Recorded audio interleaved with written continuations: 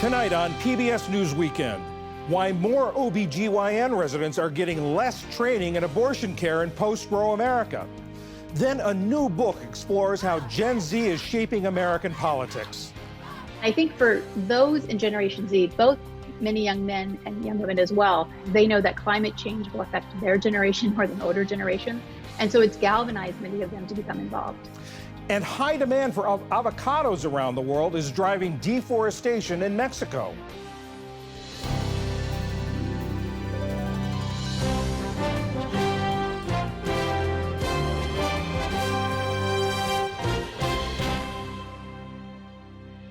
Major funding for PBS News Weekend has been provided by Consumer Cellular. This is Sam. How may I help you? This is a pocket dial. Well, somebody's pocket. Thought I'd let you know that with Consumer Cellular, You get nationwide coverage with no contract. That's kind of our thing. have a nice day.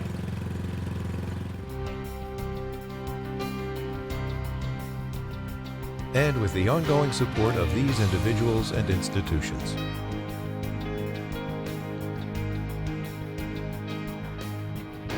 And friends of the NewsHour.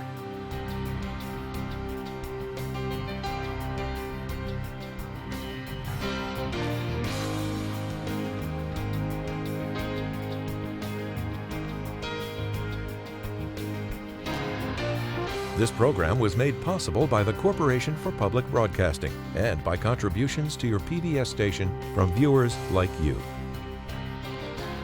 Thank you.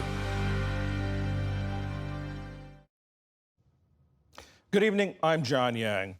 Violence spread in the Middle East today as a Jordanian gunman killed 3 Israelis at a sensitive crossing between the West Bank and Jordan. It was at the Allenby Bridge, which spans the Jordan River and is the main route for West Bank Palestinians to travel abroad. Israeli officials said the gunman approached from the Jordanian side, got out of a truck and opened fire at Israeli security guards who killed him in a shootout.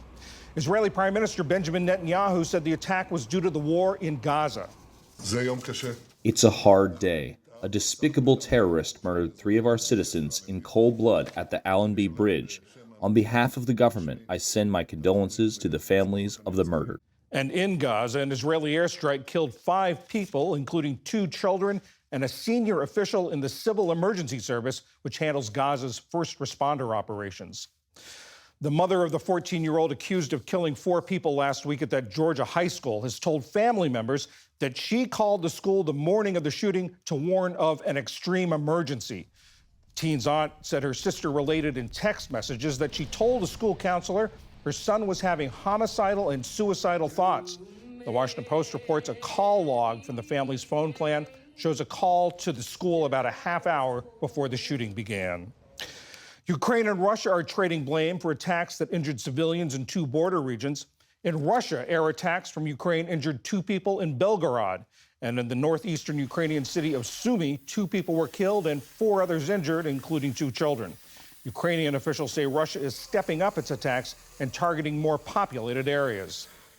Cleanup efforts are underway in Vietnam, where the Typhoon Yagi has left a trail of death and destruction. The massive storm is blamed for at least 14 deaths and nearly 200 injuries there. Officials say the typhoon was one of the most powerful to hit Vietnam in the last decade. Yagi, which is now downgraded to a tropical depression, has left 3 million people without power. Venezuela's opposition presidential candidate has fled the country days after the government ordered his arrest. Edmundo Gonzalez is now in exile in Spain after being granted asylum. The 75-year-old ran against President Nicolas Maduro in an election that independent observers say Gonzalez won. Today, his political partner, Maria Corina Machado, said Gonzalez felt his life was in danger. And Paris said farewell to the Paralympics today. Before the closing ceremony, Team USA closed out the day with 3 more medals, a silver in women's wheelchair basketball and a bronze each in men's paracanoe and women's marathon. The United States finished the games 3rd in the overall medal count behind China and Great Britain. Still to come on PBS News Weekend, a new book looks at how Gen Z's politics is different from previous generations, and the environmental impact of avocado production in Mexico.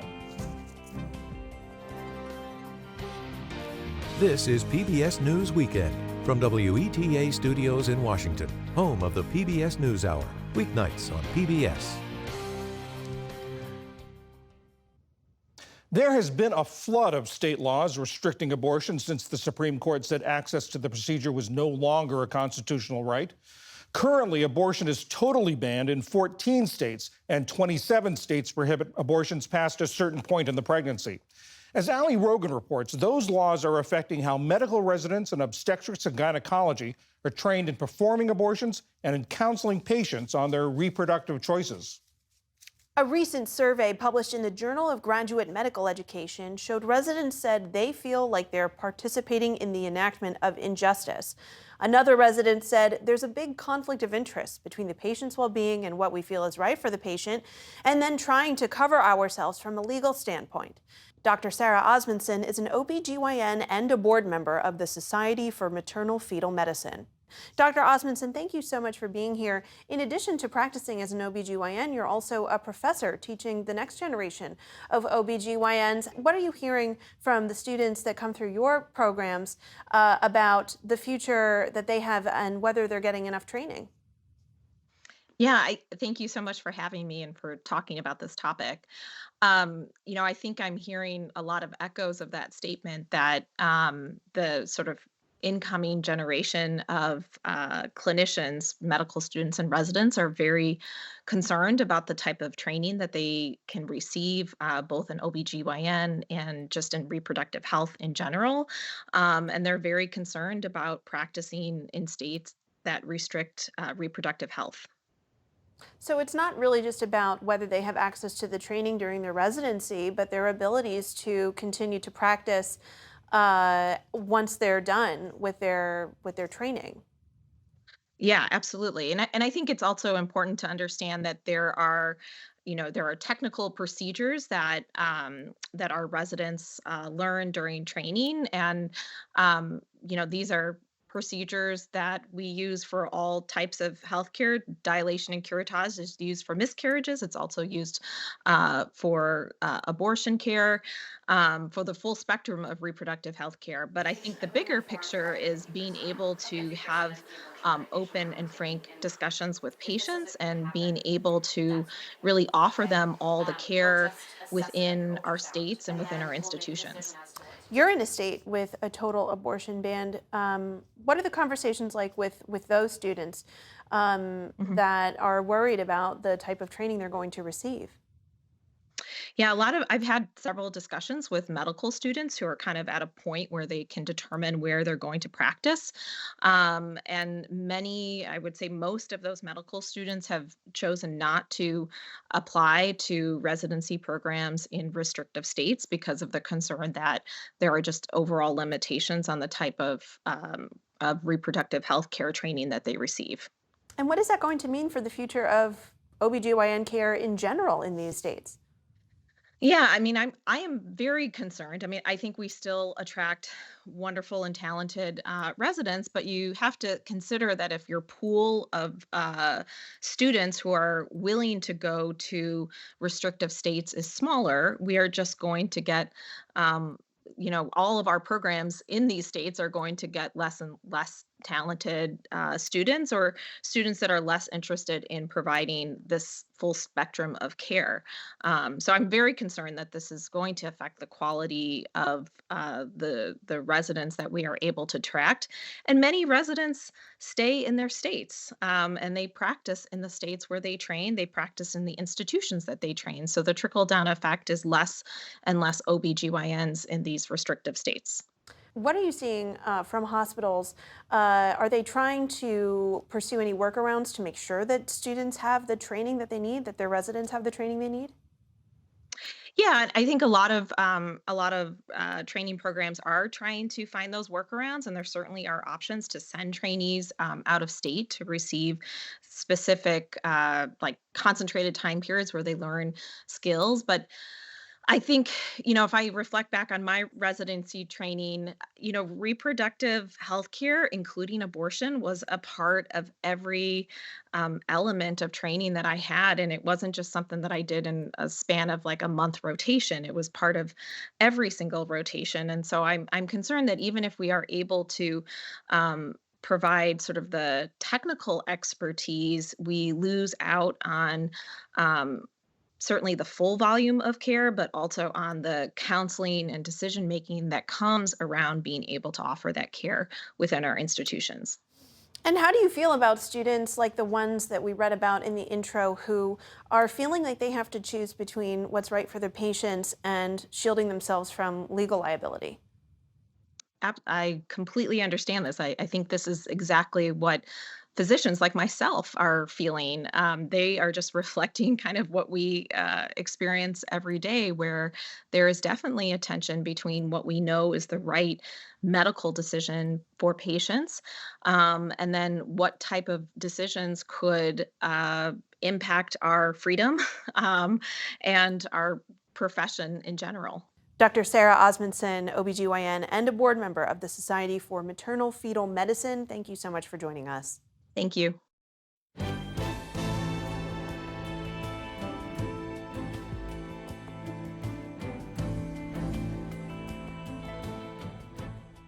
Younger voters have already made their presence felt.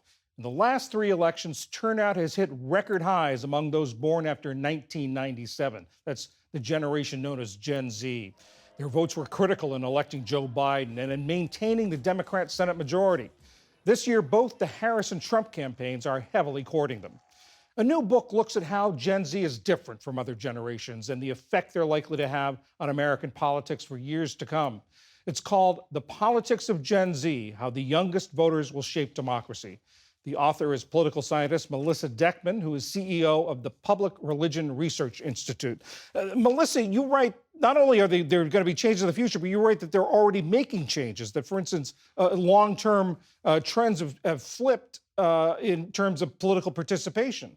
Yeah, so in my book, I chronicle how Gen Z women are now participating in politics at higher levels than their male counterparts. And this is really unique in American history. I demonstrate how in earlier generations, younger women were not as likely to participate as men. But today, you see a surge of activism among young women. And I think it's carrying over into 2024 in this election cycle, too. And you talk about how they are more critical of the parties and they're less partisan than their older counterparts. Yeah, that's true on both sides. We find at PRI, when we ask young Americans about their partisan identity, they're more likely to say that they're independent or that they're neither party or no party at all. And I think it's a reflection of the fact that Gen Z is very distrustful of institutions more generally in society, but they're also far more likely to care about issues. We find among Gen Z, especially Gen Z women, they care passionately about climate change, about gender equality, and also about preventing gun violence. Those are things that have really galvanized them in ways to march in the streets, to form their own organizations, and to really lobby elected officials on those issues too. Talk about political participation. Is it different from older generations? Yes, it is. I think one of the things that helps us to understand Gen Z's politics is really the influence of social media. We find at PRI, for example, that Generation Z is actually outperforming their older counterparts with respect to political engagement. And part of that is really due to social media, which allows them to learn about politics, but also to actually facilitate political engagement in all kinds of ways. And what are the forces that have led them to these issues? Well, I think with Generation Z women in particular, they came of age during the Trump presidency. Many Gen Z women activists I spoke with were really alarmed that someone like Donald Trump, who says misogynistic things, could defeat Hillary Clinton in 2016. Couple that with the Me Too movement, and it's raised a lot of feminist consciousness among young women. And those values have propelled them to be more involved in politics today. I think also we see that Gen Z really cares again about climate change, about gun violence prevention. And I think for those in Generation Z, both many young men and young women as well, is that they view these as existential threats. They've had to live through these experiences. They know that climate change will affect their generation more than older generations. And so it's galvanized many of them to become involved. It used to be in politics that people said that younger voters were unreliable voters compared to older voters. The fact that their voter participation is rising, what do you account for that?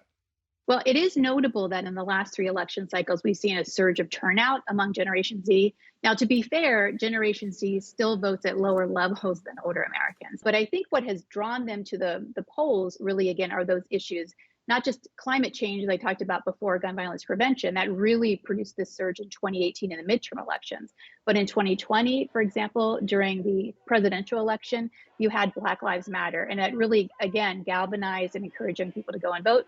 And in 2022, it was the Dobbs decision where you saw more young women voting than young men in that election cycle. You point out that this generation is the most diverse generation in history. How is that affecting them politically?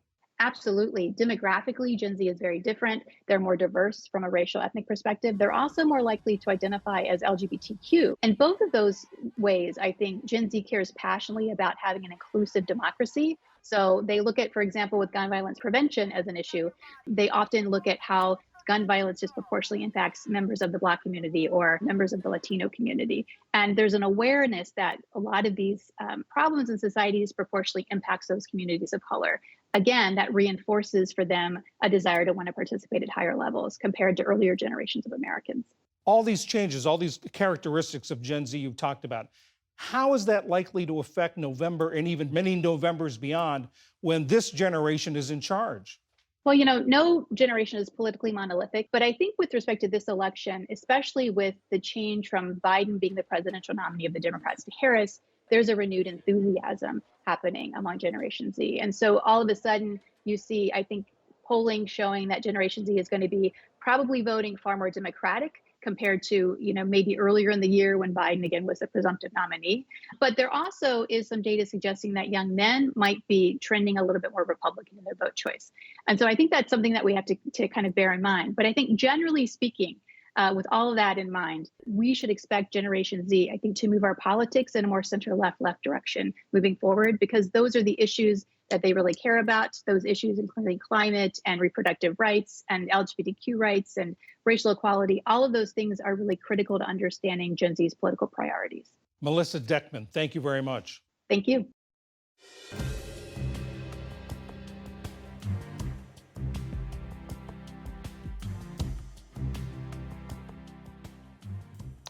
Demand in the United States for one popular food is driving deforestation in Mexico. Stephanie Sy speaks with a researcher about what can be done to stop it.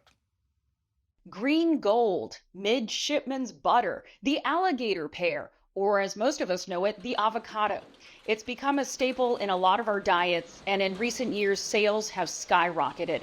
The U.S. alone imports around 80% of Mexico's crop. That's $3 billion of avocados.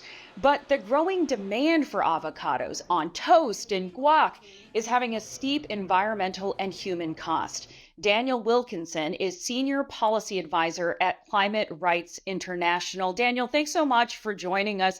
You have this report out about the avocado industry in Mexico. It's called Unholy Guacamole. How much, first of all, has demand for avocados grown in recent years in this country and around the world? Well, it's been skyrocketing. The consumption of avocados in the U.S. has tripled since 2020. And we also see a similar sort of growth in Europe and other markets around the world. So as a result of that, I understand that over 25,000 acres of land in Mexico has been illegally deforested for avocado production. Explain what is happening and why enforcement measures aren't in place.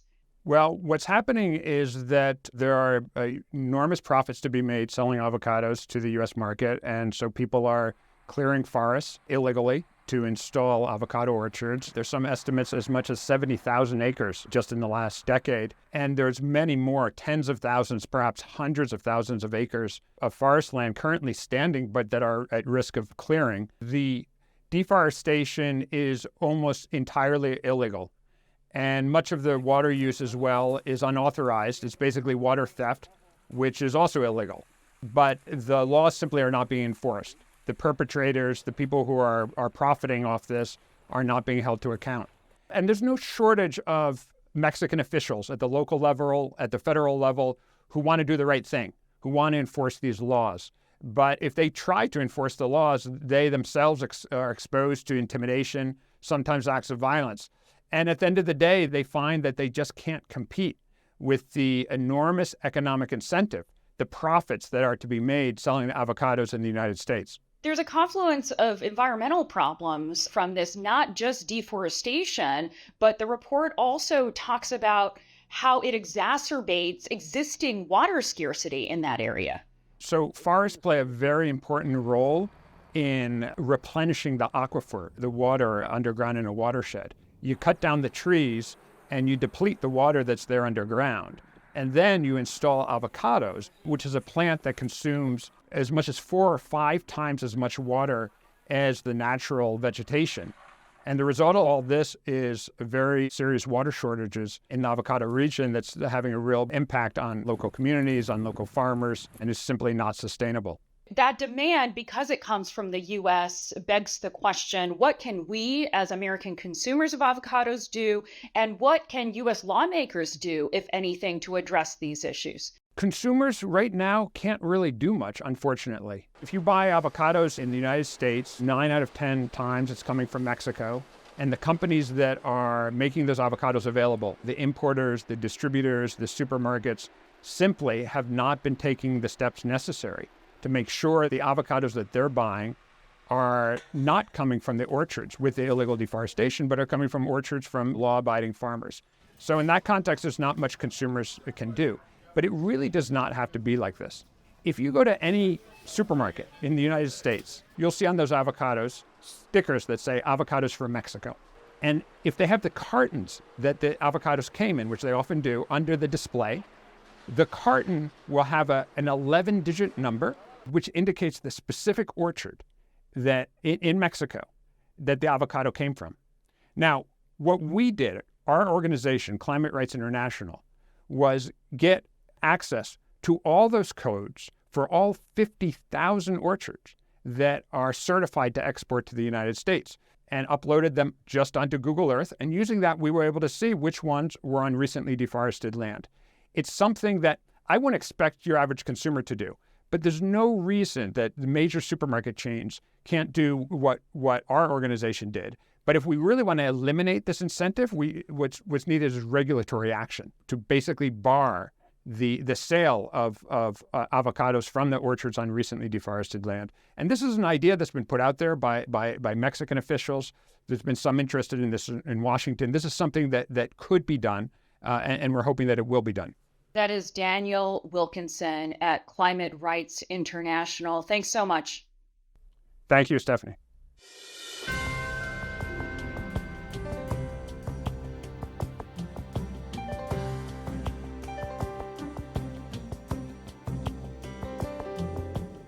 Now online, Kamala Harris and Donald Trump both tout plans to end taxes on tips, but experts say the issue is much more complicated. All that and more is on our website, pbs.org/newshour. And that is PBS News Weekend for this Sunday. I'm John Yang. For all of my colleagues, thanks for joining us. Have a good week. Major funding for PBS News Weekend has been provided by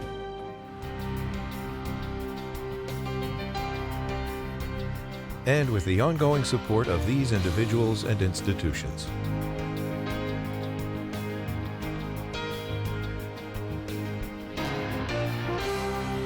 This program was made possible by the Corporation for Public Broadcasting and by contributions to your PBS station from viewers like you.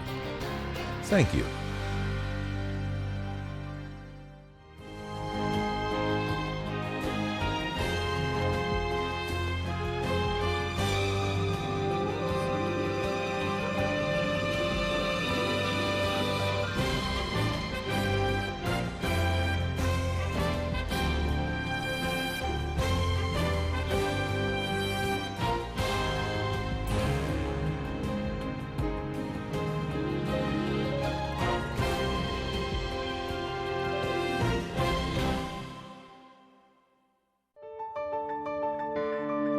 You're watching PBS.